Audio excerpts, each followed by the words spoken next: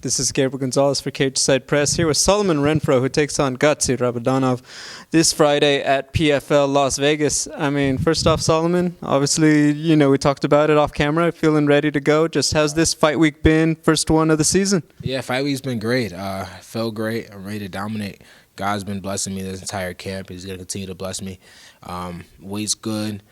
Feel sharp as ever, sharper than ever before, to be honest. And I'm really, really excited to go out there and perform and show my skill set.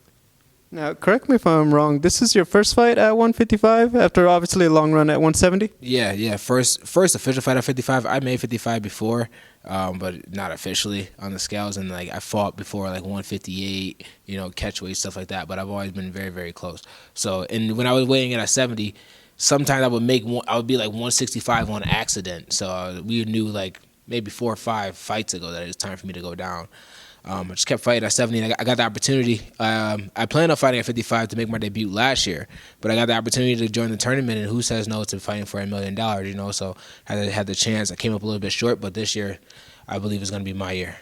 I did want to ask, just as a fight, just been a minute since that one with last year's champion Magomed. Just what did you take away from that matchup? I got a lot of experience from that. When I was in there, I remember thinking to myself, man, this guy is legit. He's high level.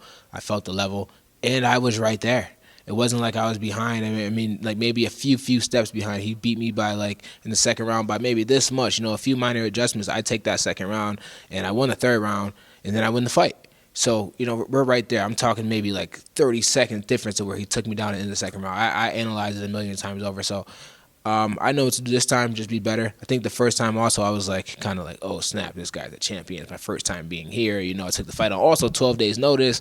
So, the guy's a lot bigger than me. A lot of things going against me, but, I was still going to perform, have fun with it. And I'm going to go out there perform on Friday night. So, this time I'm going to win. I did want to ask, following that PFL versus Bellator event, there's been a lot of just maybe this rivalry. I want to know, do you feel like that is a real thing, kind of like in the locker room? Hey, the PFL guys want to represent, the Bellator guys want to ride this momentum. I mean, do you feel like that's a thing, maybe when you guys get backstage on fight night? I don't feel any rivalry with any of the Bellator guys. They're cool. One of my best friends is Patrick Mix. He's a Bellator champion at bantamweight. That's my boy, so that's my dog. So I don't really feel a rivalry.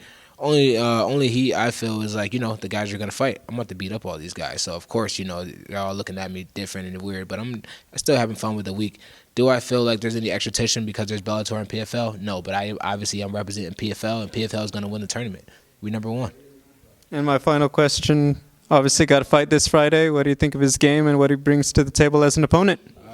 I think my opponent's extremely high level. Actually, I think he's great. I think he's good everywhere. I think he's good on the ground. He's good on the feet.